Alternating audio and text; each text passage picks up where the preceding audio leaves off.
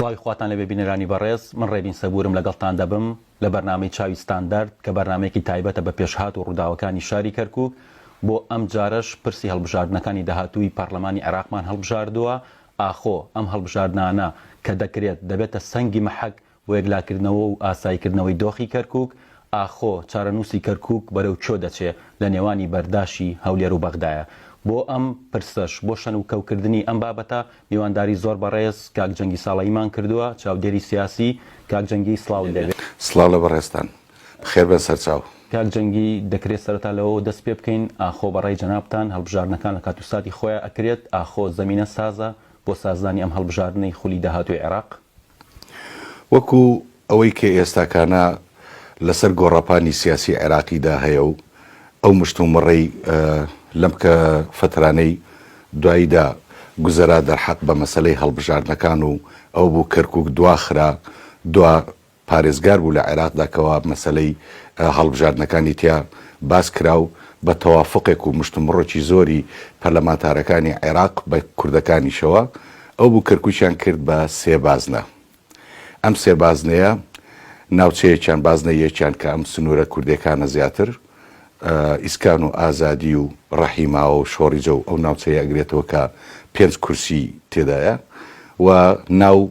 قەزای ناوەندی کەرکووک کە 4 کورسیە و ناوچە عەرەبیەکانیش ئەو قەزا و ناحیە عەرەبیەکانی حەویجە و ڕیاضە و منتیقەیەش 3 کورسیە لە حەقیقەتدا ئەم مشتومڕەی کە کرا دەربارەی بازنەکان و ئایا حکومەتی عێراق لە مانگی 6 2021 ئایا ئەتوانێت ئەم هەڵبژاردنانە ئەنجام بدا و ئایا پێکاتەکان و لایەنە سیاسیەکانی کەرکووکیش خۆیان ئامادە کردووە بۆ مەوزوعی ئەم بابەتی هەڵبژاردنە بەڕاستی ئەمە قسە و باس زۆر هەڵەگرێ جارێ سەرەتا عێراق ئێستا لە قەیرانێکی گەورەدایە قەیرانێک لە قەیرانێکدایە تا ئێستاکانە نەتواندراوە یەکێتیەکی وەحدەی عێراقی لە پەرلەمانی عێراقیە کۆدەنجیە کە بێتن سەبارەت بە هەموو پرسە نیشتیمانی نەتەوایەتەکان هاوشان لەگەڵ ئەمەشدا لاەنە سیاسە کوردیەکانیش تا ئێستا کۆدەنگ نین بەڵام یەک ریزیەکەیەکە کورد لەم سنوورە هەمویان لەوانەیە یان دەشێ قسە و گفتوگوی زیاتر بکرێ هەرچەندە خۆ ئامادەکردنی تەواو نەکراوە وەک ئەوەی کە من بزانم بۆ هەڵبژاردنەکان لە کەرکووکدا دەتوانین بڵێین 3 پێکاتە هەیە پێکاتی عەرەبی هەیە کە هەندێک لایەنی سیاسی عەرەبی نوێنەرایەتیان دەکات زیاتر لایەنی تریشن بەڵام تەجەموعی عەرەبی یەکێکە لەوانە لە ناو پێکاتەی تورکمانی بەرەی تورکمانی و چەند پارتێکی سیاسی تورکمانی تریش بەڵام ئەوانەی کە قورساییان هەیە بەرەی تورکمانیە و لە ناو پارتە سیاسەکانی کوردستانیش ئەوانەی کەوا لە کەرکووک هەن یەکێتی نیشتیمانی کوردستانە کە قورسایی و سنجێکی زۆری هەیە پارتی دیموکراتی کوردستانە بزوتنەوەی گۆڕانە یەکگرتووی ئیسلامیە کۆمەڵی ئیسلامیە لەوانەشە لەم هەڵبژاردنانەدانەوەی نوێش بێتە پێشەوە و لیستێک دروست بکاتەوە هەوڵیش بداتن کەوا کورسی بەدەست بێنێ لە کەرکووک کەرکووک ناکرێت ئێستا هەر ئاوها بەڕاگوزەر پێدا تێپەڕین پێشەوەی کە بگەڕینەوە بۆ ئەو باگراوندەی کە کێشەکانی کەرکووک ململانەکانی کەرکووک لە ڕووی جوغرافیای سیاسێکەوە دوا پارێزگای کوردستانە و کەرکووک لە سەردەمی دروستبوونی دەوڵەتی عێراقەوە هەمیشە هەوڵ دراوە تەعریب بکرێ لە سەردەمی مەلیکیەوە هەوڵێکی زۆر دراوە و عەرەبیان هێناوەتە کەرکووک ئەمانە هەمووی ململانێ و دەمارگیری نەتەوەی و کاردانەوەی لێکەوتۆتەوە ئەم گرفتانەی کە کاردانەوەی لێکەوتۆتەوە دەرەنجامەکانی بەو شێوەیە دەتوانین ئێمە وێنا بکەین کە دەوڵەتی عێراق هەمیشە بەهێز بووە و توانوێتی ئەم ئەمری واقعا وەکو داکەوتێک بیسەپێنێ و کوردیش لە هەوڵی مقاومەت و بەرخودان بووە بۆی کەوا ناسنامەی و شوناسی ئەم ناوچانە بە یەکجاری لە دەست نەدا لەبەرەوە ململانێکە دەکرێتن لە کەرکووک نابنەی ململانێکی نەتەوەی ناسیۆنالیستیە ململانەیەکە دەربارەی خاک گرنگجێکی زۆری لە بزافی ڕزگاری خوازی خەڵکی کوردستان بینیوە و بە تایبەتی کەرکووک ئەهەمیەتێکی گرنگجێکی زۆر تایبەتمەندی هەیە جیاوازە جیامەندە لە شارەکانی تر یەک ئەگەر لە ڕووی سیاسیەوە ئەوە خاچی کوردستانە و زۆربەی دەوروبەری کەرکووک تا ئێستاکانە بەهۆی ئەو شەپۆلەیکەوە تعریبەی بە 100 ساڵی ڕابردوو لە دروستبوونی دەوڵەتی عێراق و تاکو ئێستاکانە زۆربەی ئێستا ئەو ناوچانە هەندێک ناوچە هەیە عەرەب داگیری کردو و بەردەوام نیشتە جێبێلێ و وەکو فاکتەری جوگرافیای سیاسیش لە هەر جێگەیەک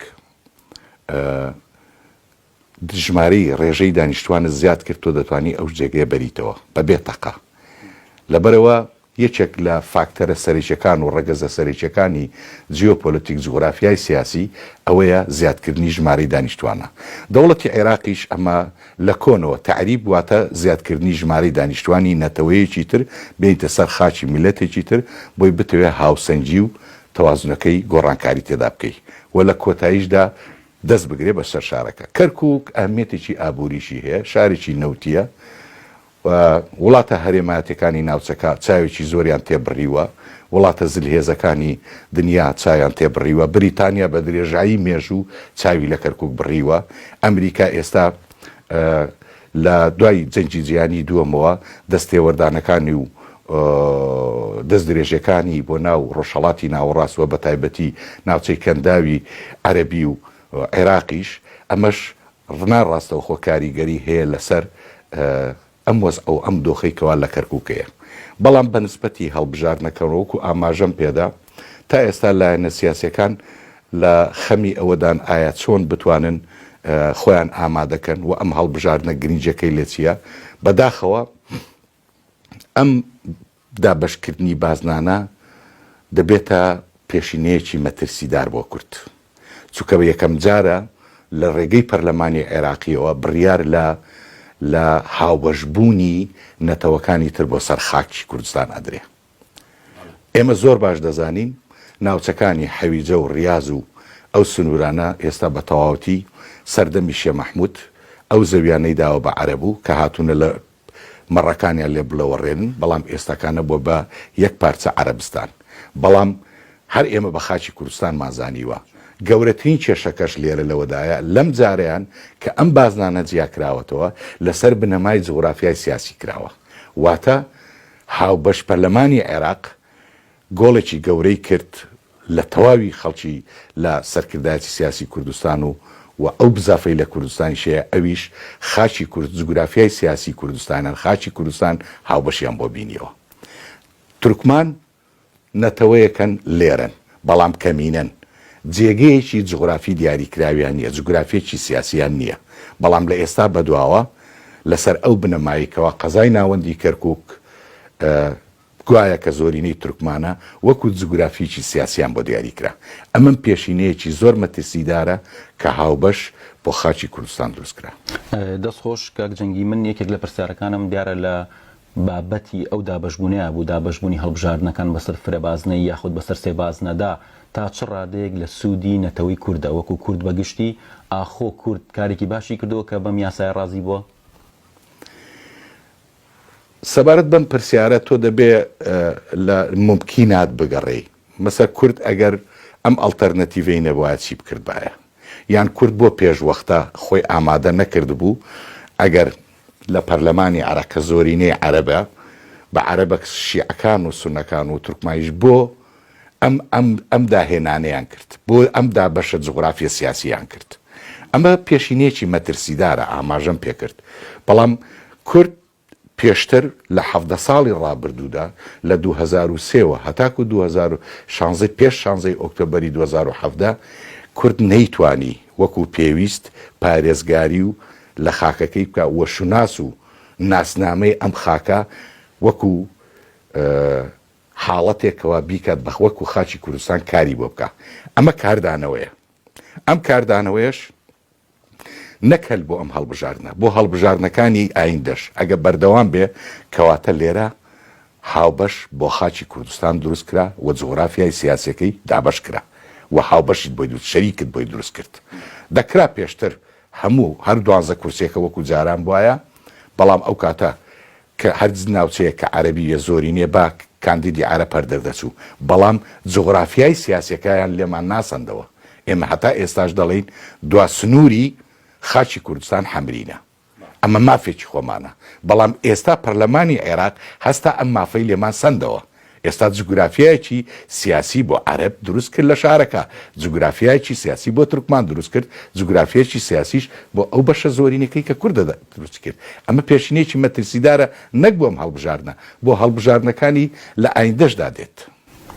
دەستت خۆش بێ ئاخۆ بەڕای جەنابەت کە لە قسەکاندا من شەنوکەوی ئەوەم کرد ئەم بابەتی هەڵبژاردننی فرنەبازنەیە لە سوودی کورد نییە. ئاخۆ سیاسەتمەدارانی کورد، ئاخۆ پەرلەمانتارانی کورد چۆن ڕازی بوون بەم یاسایە. ئاخۆ بیران لەوەی نەکردەوە کە لە ڕووی جوگرافیای سیاسیەوە ئەمە بۆ داهاتووی کەرکووک شتێکی خراپە و ئەوان دەبنە ئەمری واقع و گوایە لە کەرکووکە بوونیان هەیە و کەرکووک خاکی کوردستان نییە. لێرە وەک باسم کرد کێشەی کەرکووک فرە ڕەهەندە. یەکێ لە ڕەهەندەکانەوەیە خاک چۆن ناسنامە و شوناسی خاک دەپارێزرێ. کورد کاری بۆ ئەمە نەکردووە لە ڕابردوو و پەرلەمانتارەکانی کوردیش بەمە ڕازی بوون ئەگەر تۆ تەماشا و دیقەت بدەی حکومەتی عێراقی لە پاش 2023 لەسەر بنەمای تەوافق و تەوافقی دیموکراسی دروست بووە، بەڵام هێواش و ئەمە لە 3 ساڵی ڕابردوودا دەردەکەوێ کە دەوڵەتی عێراق بەرەو ناوەندێتی دەڕوات و دەمارگیری شۆفێنی نەتەوە پەرستی عەرەبی ئێستاکانە زۆر زاڵە و کاریگەریەکی یەکجار زۆریشی کردووە تەنانەت لەسەر نەفسیەت و لە ڕووی کۆمەڵایەتی و سیاسی و تەنانەت فەرەنجیشەوە. ئەمە کورد لەمە زیاتر دەسەڵاتی نییە ئێستاکانە. کورد ئێستا لە لاوازترین حاڵەتەکانێتی بە شێوەیەکی گشتی تەنانەت حکومەتی هەرێمیش لەبەرچی لەبەروی کورد لەم 17 ساڵی ڕابردوو لە هەوڵی ناساندنی شوناسی ئەم ناوچانە نەبوو. نمونە باشترین بەڵگە نەکتەنا کەرکووک ناحەی گوڵاڵە کە جەلەولای پێ دەڵێن ئێستا ڕێژەی دانیشتوانی کورد لەوێ لە 180. یعنی بەبێ هیچ کێشەیەک بەبێ هیچ ئەوەیەک ئێمە بەشێکی گەورەمان لە خاچی کوردستان لە دەستدا، چونکە ئەمڕۆکە هەڵبژاردن یا ڕێژەی ژمارەی دانیشتوان ئەمە یەکێکە لە فاکتەرە ڕەگەزە سەرچەکانی جیۆپۆلەتیک ئەرزی سیاسی جوگرافیای سیاسی. ژمارەی دانیشتوانە، ئەوە ژمارەی دانیشتوانە دەتوانێتن دیاری بکاتن شوناسی ئەو ئەرزەی ئەو خاکی کە لەسەریدا دەژیت. ئێستاش لەبەر ئەوەی ئەو شەپۆلەی کە هاتووە لە ڕابردووشدا هاتووە و ئێستاش کە بەردەوامە و سیاسەتی زلێزەکانش لە ناوچەکە گۆڕانکاری بەسەردا هاتووە. ئەو هاوپەیمانێتی لە کاتی خۆی ئەمریکا هاوپەیمانەتی لەگە شیعەکانی عێراق بوو بۆ بینانکردنەوەی دەوڵەتی عێراق، ئێستاکانە ستراتیژی و سیاسەتی ئەمریکا دەمێک ساڵە لە سەردەمی کۆمارەکانەوە لە دوای ئۆباما و گۆڕانکاری بەسەردا هاتووە. ئێستا ئەمریکا سەرپەرشتی و هاوپەیمانێتێک دەکا کە ئیسرائیل و عەرەبستانی سعودیە و ئیمارات و لایەنێکی سیاسی کوردیش لەوانەیە دۆستایەتی هەبێ لەگەڵان ئێستا بۆ ڕوبەڕووبوونەوەی هیلالی شیعی، کەواتە سیاسەت و استراتیژی ئەمریکاش لەم ماوەی ڕابردوو گۆڕانکاریی زۆری بەسەردا هات. ئەم گۆڕانکاریە ناڕاستەوخۆ کاریگەری هەیە لەسەر ڕەوتی ژیانی سیاسی و کۆمەڵایەتی و فەرهەنگی لە کوردستان و حکومەتی هەرێمی کوردستانیش و سەرکردایەتی سیاسی کوردستانیش بەڕاستی لە ئاستی ئەو بەرپرسیارەتێندادا نەبوون کە ناسنامە و شوناسی ئەم ناوچانە بگەڕێنەوە. ئەمە کێشەکەیە تۆ لە پاش 17 ساڵ ئەمان نەیانتوانی شتێکی ئەوتۆ بکەن کە ئێستا میلەتەکان و پێکاتەکانی ئێرە ئەم شارە بۆ خۆیان داوایان بکردا بیان پای ئێمە دەچینە سەر هەرێمی کوردستان و بە خۆشحاڵیشەوە بوون. ئێمە ینی بەواتایەکی تر شێوازی حکومڕانیەکەی ئێمە ئەو حکومڕانی کە لە کەرکووک کردومانە هەتا پێش 16 ئۆکتۆبەر حکومڕانیەک نەبووە کە یارمەتی دەربێ پاڵپشت بێ نەتەوە و ئیتنیک و مەزەبەکانی کەرکووکیش لە هەوڵی ئەوەدا بن خۆشحاڵ ببن بۆی کە بێنە سەر هەرێمی کوردستان، کەواتە بەشی سەرەکی لە گرتنەبەری ئەم سیاسەتە و ئەوەی کە ڕێگەی خۆش کردووە بۆ پەرلەمانی عێراق و ئەوەی وای کردو پەرلەمانە کوردەکانیش کە زیاتریان لە دەستنەیە لە ڕاستیدا پیادەکردنی سیاسەتێکی چەوتی حکومەتی هەرێمی کوردستان و پارتە سیاسیەکان بووە. بینەرانی بەڕێز دەچنە لای ناوبڕێک و دواتر دێنە وڵاتان. بەڵێ دووبارە سڵاوتان لێبێ بینەرانی بەڕێز. کاک جەنگی وەک ئاشکرای لە دوای ڕووداوەکانی 16 ئۆکتۆبەرەوە هاوسەنگی هێز لە کەرکووکدا گۆڕاوە و کورد بە هیچ شێوەیەک دەسەڵاتی نەماوە. ئاخۆ ڕۆڵ و پێگەی لایەن و حیزبە سیاسەکانی کورد لەم شارەدا دەتوانن ببنە فاکتەرێک بۆ سەرخستنی هەڵبژاردنەکانی کەرکووک لە بەرژەوەندی گەلی کورد؟ لە ڕاستیدا لە دەستدانی ئیدارە بێگومان بە دڵنیاییەوە کاریگەریەکی ڕاستەوخۆ و ناڕاستەوخۆشی لەسەر دەنگدەری کوردیە بێ، ئەوە گومانی تێدا نیە. تۆ لە 16 ئۆکتۆبەر چی لەدەستداوە لەم شارە لە 16 ئۆکتۆبەر ئیدارە لەدەستداوە ئیدارەدانی دەوڵەتداری فەرمانگاکە حکوومیەکانی ئێرە دەیان ئەوە بەڕێوەبەری فەرمانگەکانیان لێرە گۆڕی و کوردیان لێ دەرکردو و نەتەوەکانی تریان لە زیاتی جێگیر کردووە ئەمە بە ڕۆڵی خۆی گۆڕانکاریە کە دەورێکی زۆر کاریگەری ینی سلبی دەبێتن لەسەر چی لەسەر دەنگدەری کوردی بێئومێدی دەکا وای لێ دەکاتن کە کورد هەست بە غوبن بکە بە زۆڵم بکاتن لە کاتێکدا هاوڵاتی عێراقیە پارتە سیاسیەکانی ئێرە ئێستا تەنها یەکێتی نیشتیمانی کوردستان لەم شارە ماوە و لەگەڵ پارتەکانی تر بەڵام ئەوەی کە قورسایی هەبێ یەکێتی نیشتیمانی کوردستانە یەکێتی نیشتیمانی کوردستان لە ئیدارە نییە لێر لە ئیدارەدانی دەوڵەت نییە پارێزگاری بەدەستەوە نییە ئێستا بەدەست پیاوێکی جێگری پارێزگارەوە کە ناوی ڕاکان زبوریە ئەم ڕاکانە کاتی خۆی جێگری پارێزگار بوو بۆ کاروباری هونەری یعنی ئەوە نەبووە بەڵام ئێستا ئەو حکومڕانە لێرە بە پاڵپشت بە هێزەکانی عێراق کە هاتن ئەم شارەیان دووبارە داگیر کردەوە و دەستیان بەسەرداگرتەوە بە ئارەزوی خۆیان هەموو شتێکیان کردووە ئەمە بە دڵنیاییوە ڕۆڵی ئەبێتن ڕۆڵێکی نەگەتیفی ئەبێتن لەسەر دەنگدەری کوردی بەڵام لە پاڵ ئەمەشدا کورد ئەمە بۆ یەکەم جارە لە مێژوودا کورد هەڵ نایەت ڕناکات یعنی کورد ماوەتەوە لەسەر خاکەکەی و ئەو هێزەیکەوە مایەوە لە کەرکووک یەکێتی نیشتیمانی کوردستان بوو و نەڕۆیشت و ئەوە ئەو هێزانەی کە ڕۆیشتن و ئێریانزی هێشت زەرەریشیان لە خۆشیان و لە پرۆسە و دۆزی کوردیشدا لە کەرکووک لەبەرەوە ئێستا کوردەکان کورد کاردانەوەیکی دەبێتن بێگومان بەرامبەر ئەم پەرچێشکردنەی عەرەب و دەسەڵاتدارێتی و بەسەر هەموو جومگەکان و فەرماگەکان کاردانەوەی دەبێت کاردانەوەکەش ئەوەیە کە لەسەر سنووقەکانی دەنگدان کورد دووبارە هەوڵی ئەوە بداتن کە زۆرینەی ڕێژەی دەنگەکان بەدەست بێنە و زۆرترین ئەندامی پەرلەمانی هەبێت چونکە ئەمە بە هەر تەنها ئەوەندە نییە کە کورد مەسە بڵێن ئێمە لێرە زۆرینە دەبێت بیسەلمێنین سەلماندنیش ئەوەیە تۆ چەند ئەگەر لە نیوە 50 زایدیەکی دەنگەکانی شاری کەرکووک بەدەست بێنی ئەو کاتە تۆ هەمیشە ئەتوانی ئەبێتە پێودەنجێک ئەمە ئەبێتە قیاسێک مەقیاسێک بۆی کە کورد ئەم خاکە خاچی کوردستانەوە کورد لەم شارە زۆرینەیە بەم زۆرینەیە دەبێتن دووبارە دەسەڵات بگرێتەوە دەست بەڵام ئەم جارەگە دەسەڵاتی گرتەوە دەست دەبێت لەسەر بنەمای چەمچی هاوڵاتی بوون مامەڵە لەگەر هەموو هاوڵاتێکی کەرکووکدا بکرێت بۆی ئەو هاوڵاتیانە بۆ خۆیان دان بۆدا بنن ئەو دەمارگیری شۆفێنیان نەمینێ کە بڵێن کورد ئێمە لە سایی حکومڕانی کوردیدا دەتوانین هاوڵاتێکی بەسوود بین و هاوڵاتێک بین کەوا سوودمەند بین لە هەموو ئەو مافانەی کە هەمانەوەکو هاوڵاتێکی کەرکووچی بەڵێ دەست خۆشکاک جەنگی باسی هاوڵاتیت کرد بەڕاستی هەمووان دەزانین ئێمەی کەرکووچی شەقامی کەرکووک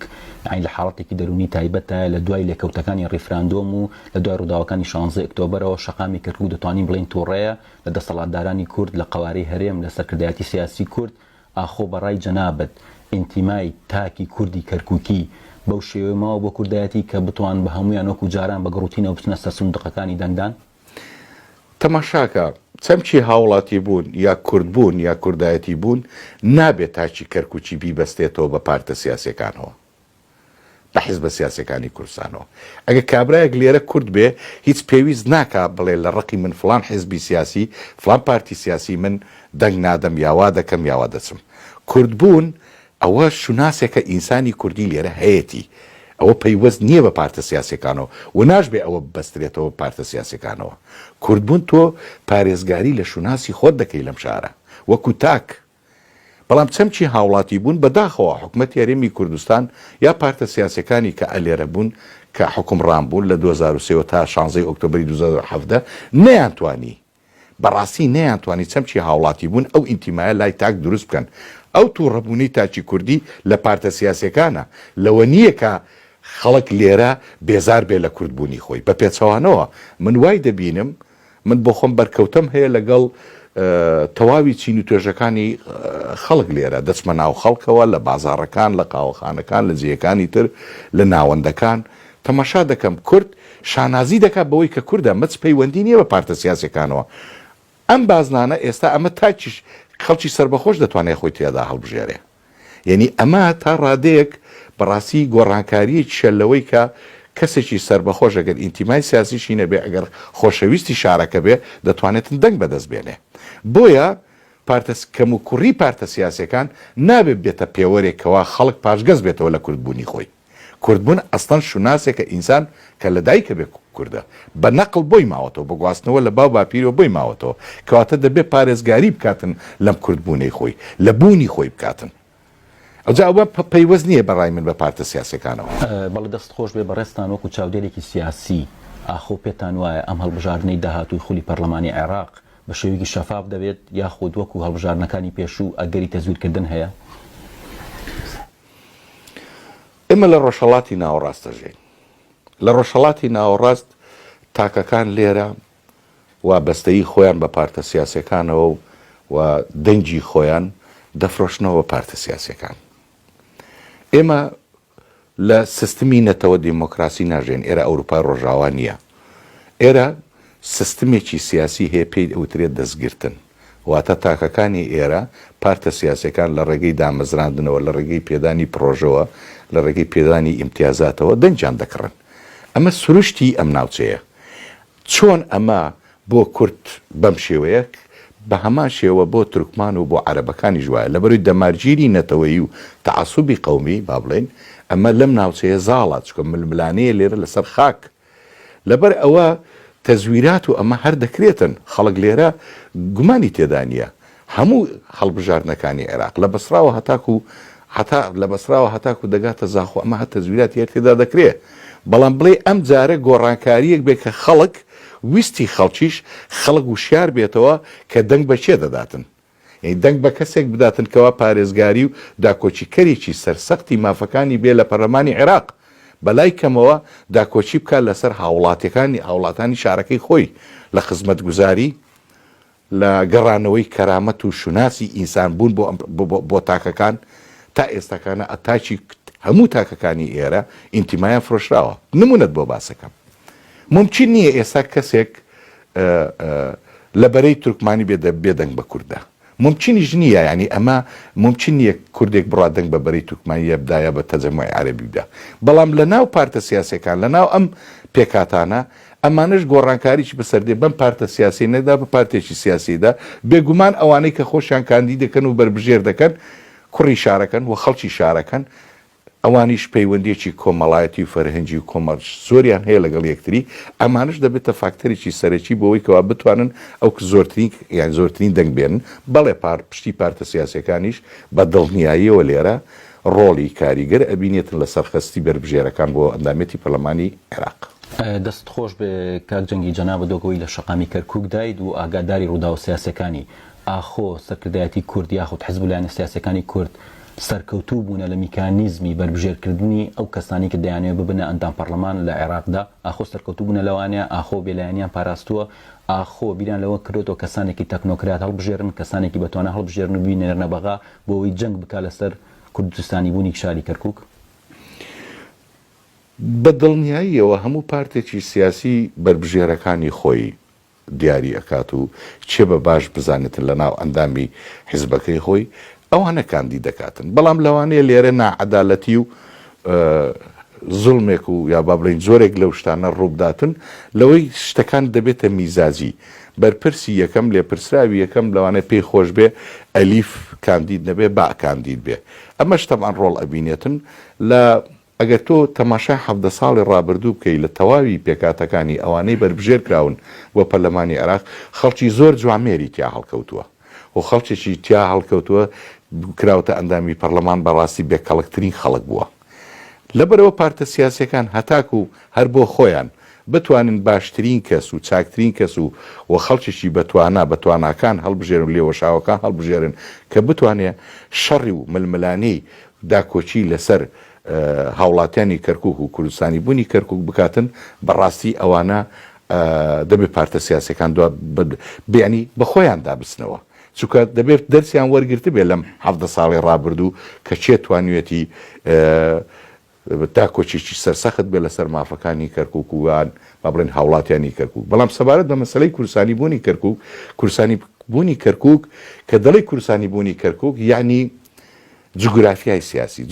سیاسی یەکێ لە ڕەگەزە سەرەکیەکانی وەک باسمان کردو ئاماژەمان پێدا زیادکردنی ڕێژەی ژماری دانیشتوانە. ڕێژەی دانیشتوان ژماری دانیشتوان گرنگجەکەی لەوەیە کە ئەم پارتە سیاسیانە لە ئەمەنە خزمەت گوزاری بتوانن پێشکەش بکەن کە تاچی کوردی لە کەرکووک هەڵنێ و نەڕوات بە پێچەوانەوە خەڵک لێ لە شارەکەی خۆی بمینێتەوە و بتوانێت ئەم دەنگانە ببنە فاکتەرێکی سەرەکی بۆ زیادبوونی ڕێژەی دانیشتوان و زیادبوونی ڕێژەی دانیشتوان بە دڵنیاییەوە شوناس و ناسنامەی خاک بە دەردەخات. بەڵێ بەڕای بەڕاستان کە شاریکە خۆمان نەزانی فرەنەتەوەیە ئاخۆ زۆرجا کەرکووکیەکان یاخود کورد بە گشتی چەمکێکی هەڵبژاردەوە کە دەڵێ پێکەوە ژیانی نەتەوەیی پێکەوە ژیانی ئاشتیانە ئاخۆ بەڕای جەنابتان تا چ ڕادەی لەگەڵ ئەم پێکەوە ژیانیان ئاخۆ نەتەوەکانی تری جوان لەگەڵ کووردا ئاخۆم پێکەوە ژیانە تا چ ڕادەی خزمەت بە شاری کەرکووک دەکات. لە ڕاستیدا چەمچی پێکەوە ژیانی ئاشتیانەی نەتەوە پێکاتەکان لە هەر وڵاتێکدا پەیوەستە بە سیستمی دەوڵەتی نەتەوە دیموکراسی بەداخەوە لێرەدا نییە. تەنها لە ئەوروپای ڕۆژاوە ئەم سیستمە هەیە. سیستمی نەتەوە دیموکراسی بە مانای چی دێ؟ دەکرێت ئەمن کابرای پیاوێکی کورد بم کەسێک بم لە وڵاتێکی ئەوروپی هەڵگری ناسنامەی ئەو وڵاتە بم ئەو کاتە من بە ئەسڵ کوردم بەڵام ئێستا ناسنامەکەم با بڵین پاسپۆرتەکەم یان جنسیەکەم ئێستا هۆڵندیە کە هۆڵندی دەبێت وەک هۆڵندیەک بیرکەمەوە چۆن داوای مافەکان مەکەم وەکو هۆڵندیەک کەواتە کۆمەڵی ئەرچی دەکەوێتە سەرشانم. ئەمە دەقاودەق بۆ ئەم ناوچەیەش ڕاستە بەڵام بەداخەوە لەبەرەوەی دەمارگیری نەتەوایەتی و پێکەوە ژیانی ئاشتیانەی نەتەوەکان لێرە ئەو کەمان نەتەوایەتیانەی کە هەن لەسەر خاچی کوردستان بە تایبەتی دوا سنووری باشووری کوردستان کە کەرکووکە ئەوانە دان بەوەدا نانێن ئەمانە هاوڵاتی کوردستانن دێن داوای ئەو مافە دەکەن باسی پێکەوە ژیان دەکەن بەڵام باسیەوە ناکەنەوەوانە هاوڵاتی کوردستانن. ئەمە قبولمە هەموو ئەوانەی لێرن خۆیان بە هاوڵاتی کوردستانی بزانن ئەو کاتە با سوودمەند بن هەمویان لە هەموو ئیمتیازاتەکانی کەوا بۆ تاچی کوردی هەیەی لێرە. لەبەرەوە ئەمانەش سەرباری ئەوە ئەم نەتەوە پێکاتانی کە ئەم پێکاتانی کە لەسەر خاچی کوردستان کە ئێرە کەرکووکە وە کەرکووکی خاچی کوردستانە دەبێ ئەوان بۆ دابنێن ئەمە یەک دوو دەبێ ئێمەش لە بەرامبەر ئەوەدا هەموو ئەرکەکانی لەسەر شانمانەوەکو نەتەوەی سەردەست دێرە کە خاوەنی ئەم خاکەین کە کوردین دەبێ ئەو مافانەش بەڕەوا ببینین بۆ ئەو پێکاتە جیاوازانە و هەمان مافی چەمچی هاوڵاتی بوونیان پێبەخشین. بەڵام ئایا ئەمە لە وڵاتێکدا ئەمە دەستەبەر و زامن دەکرێتن کە نەتەوە پێکاتەکانی ئێرە بە دەستی دەرەکی ئاراستەکردنی سیاست و خەڵسو و کەوت و ڕەفتاری سیاسیە و کۆمەڵایەتی و فەرهنگیان دەکەن؟ ئەمە ممکن نییە لەبەرەوەی ئەمانیش ئەمان لێرە بە دەستی دەرەکی ئەو کارە دەکەن و دان نانن بۆش ئاعترافیش ناکەن و خاچی کەرکووکیش نارزن سن بۆی کەوامە خاچی کوردستانە. لەبەرەوە لەمە لە ئەنجامی چێ دەمارگیریەنەتەوەیەتیەکەیە سەرباری ئەوە کوردیش لە لای خۆی و لە 2023 تاکو پێش 16 ئۆکتۆبەری 2017 نمونەیەکی ئەوەنە جوانی پێشکەش نەکردووە لە چەمچی هاوڵاتی بوون کە هەموو هاوڵاتێکی کەرکووکی بە چاوپۆشیکردن بە لە بەرچاوگرتنی هەر جۆرە تورکمان بێ عەرەب بێ کاکەیی بێ مەسیحی بێ یەزیدی بێ هەر کەسێکی تر بێ ئێمە مافەکانمان بۆ دەستەبەر کرد بێتن لە بەرامبەر ئەوەدا داوای ئەو ئەرکەیان لێ بکەین کەواتەکە لێرەش مەوزوعەکە مەوزوعێکی دوولایەنەیە. دەتگەڕێنمەوە بۆ نمونەیەکی زۆر زیندوو. مام جەلال یادی بەخێر ڕەوانی شاد بێ دەیگوت کەرکووک چەپکە گوڵەکەیە بەڵام مەفهومی چەپکە گوڵەکە تەنها ماف نییە. ئەم چەمکە تەنها ماف نییە ئەرچیشە هەر هەمان مام جەلال لە کاتی خۆی لە ڕۆژی معارفەی کوبرا لە ئەنجومەنی حکوم لە عێراق لەسەر خەریتە لەسەر نەخشە ئیسپاتی کرد و سەلماندی کە حەمرین دواهێز و خاڵی ناوچەی هەرێمی کوردستانە بەشێکە لە کوردستان کەواتە هەموو ئەو هاوڵاتیانی لەسەر ئەم خاکەدا دەژێن هاوڵاتی کوردستانی. بەڵام لە مقابلی ئەوەشدا ئەو کاتە ئەوان هەموو مافێکیان بۆ دەستەبەر و زامن دەکرێت بەڵام بەداخەوە ئێمە لە 17 ساڵی ڕابردوو نەمانتوانی لە 14 ساڵی ببوورە ڕابردوو نەمانتوانی ئەو نمونە جوانە پێشکەشکەین بەرامبەر نەتەوە و پێکاتەکانی تری ئێرە کە ئەوان بە شانازیەوە بە خۆشحاڵیەوە پێیان خۆش بووە کە هاوڵاتی کوردستانی. لە هەما کاتیدا ئەوانیش وەک باسم کرد بە دەستی دەرەکی بەڕاستی کار دەکەن و ئەجندای دەستی دەرەکی جێبەجێ پیاداکەن. دەست خۆش ببینە سەر ڕۆڵ و پێگە و گرنگی شاری کەرکووک لە جغرافی سیاسی جیهانیدا. وەکو باسمان کە لە سەرەتادا کەرکووک ڕۆڵێکی گرنگی هەیە و شارێکی نەوتی و ئابووری دەوڵەمەنە بۆیە چاوی سەرجەم جیهاندی لەسرە. ئاخۆ بەڕای بەڕێستان سیاسەتی دەرەکی، سیاسەتی ئەمریکا، ئێران، وڵاتانی تر تورکیا چی ڕۆڵێکی دەبێت لەسەر ئەم هەڵبژاردنانی داهاتووی شاری کەرکووک؟ ئاخۆ ئەوان دەم سیاسەتەیانە پشتگیری کورد دەکەن یاخود پشتگیری پێکەوژیان دەکەن لە کەرکووکە؟ ئاخۆ نەتەوەی گرتوەکان چ ڕۆڵێکیان هەیە لەم بوارەیە؟ بەڕای جەنابتان بە تایبەت ئەمریکا لە دوای بوونی جۆ بایدن بە سەرۆکی ویلایەتە یەکگرتوەکانی ئەمریکا ئاخۆ چی دەگۆڕێ بۆ کورد لە کەرکووک و بۆ دۆزی کورد بەگشتی؟ ئەم پرسیارە پرسیارێکی زۆر گرنگە، بەڵام یەک شتت بەبیر دێنمەوە. دوێنێ پۆمپیۆ وەزیری دەرەوەی ئەمریکا باسی لەوە کرد سیاسەت و استراتیژی ئەمریکا لە ڕۆژهەڵاتی ناوەڕاست گۆڕانکاری گەورە بەخۆیەوە نابینێ. بەڵام ئەوەی ئاشکرایە لە سیاسەتی ئەمریکادا کە گەورەترین زلهێزی جیهان بووە و هەشە ئێستاش ئەوەیە لە سەردەمی دیموکراتەکان کە دیموکراتەکان هەر کاتی هاتبێت نەحکوم دەستێوەردانەکانیان لە دەرەوەی ئەمریکا کەمتر کردوێتەوە، بە تایبەتی لە ڕۆژهەڵاتی ناوەڕاست. تەنها پارێزگاریان لە بەرژەوەندی ئابوووریەکانی خۆیان کردووە لە ناوچەکە. ئەمە یەکیان. دوو، کۆماریەکان بە پێچەوانەی ئەوانەوە دیموکراتەکانەوە هەمیشە دەستێوەردانەکانی لە ڕۆژهەڵاتی ناوەڕاست بەو مەبەستە بووە و لەسەر بنەمای ئەو فەلسەفە سیاسیە دەڕوا کە قەنەعەتیان وا بووە ئەگەر ئەمریکا لە دەرەوە بەهێز بێ کەواتە لە ناوەش بەهێزە. سەرباری تەمان پێکاتەی ئەم دوو پارتە سیاسی لە ئەمریکا، ئەم دوو زلهێزە پارتە سیاسی کە لەوێ هەیە دیموکرات و کۆماریەکان زیاتر بایەخ بە ناوخۆی وڵات دەدەن بە بیمەی تەندروستی، بیمەی کۆمەڵایەتی، ژیانی تاچی ئەمریکی بە پێچەوانەی کۆماریەکان. ئەوەی تا ئێستا لەسەر نەخشەکە هەبێ ئەوەیە کە ئەمریکا سەرپەرشتی هاوپەیمانێکی دەکرد کۆماریەکان بە تایبەتی ترامپ بە ئەندامەتی ئیسرائیل و عەربستانی سعودی و ئیمارات و پارتێکی سیاسیش نزیکە لەو هاوپەیمانێتەوە. ئەمە ئەم هاوپەیمانەتی ئایا لە سەردەمی جو بایدن چی بەسەردێ کە ئەم هاوپەیمانەتی لەسەر بنەمای ڕێگەکردن و بربەستێک بوو لەسەر پەلکێشکردن و تەشەنەکردن و بڵاوەی هیلالی شیعی. بە تایبەتی ئێران سیاسەتی دەرەوەی ئێرانیش ڕۆڵێکی بەرچاوی هەیە لە ناوچەکە لە لوبنان، لە سووریا، لە عێراق و لە هەندێک لە وڵاتەکانی کەنداویش و فشار و هەژمونێکی زۆرشی لەسەر ناوچەکە جێشت و کەواتە ئەم ململانەیە کە لە بنەڕەتدا لە نێوان گرتنی دەسەڵات و هەژمونی سیاسی لە ناوچەکە. ئەمریکا تا ئەو پەڕی ڕادە دوێنێش ڕایگەیاند کەوا پشتگیری تەواوی کازمی دەکەن و دەکرێت لەم هەڵبژاردنەی ئایندەش کە دادێت کازمی خاوەنی لیستێک بێت و زۆرینە بەدەست بێنێت و بێتەوە سەرگوەزیرانی عێراق و ئەمریکا کار بۆمە دەکاتن. لە بەرامبەر ئەمەدا کەرکووک لە ڕووی جیۆستراتیجیەوە دەکەوێتە ناوەڕاستی عێراقەوە، ناوچەیەکە 6 ساڵ زیاترە ململانەی سیاسی خاک و ناسنامە و شناسی خاچی لەسرە، شۆڕشی کوردی و بزافی کوردی بزوتنەوە ڕزگاری خوازی خەڵکی کوردستان زۆربەی کات لەسەر کەرکووک پێداگر بووە کە ناوچەی کوردستانە و خاچی کوردستانە. چەند پێکاتێک تێدا دەژین تورکمانەکانی ئێرە زۆرینەیان سەربەبەرەی تورکمانین خاوەنی 800,000 دەنگ بوونە، نزیکی 800,000 دەنگ بوونە لە هەڵبژاردننی ڕابردوودا و بەرەی تورکمانی هێزێکە نایشارێتەوە کە خۆیان بە تورک و بە پوابەستەی تورکیاوە دەبینن و تورکیا هەژمونی زۆرە لێرە و کاریگەریشی هەیە. لە بەرامبەر ئەمەدا عەرەبی سوننا پشتگیریەکی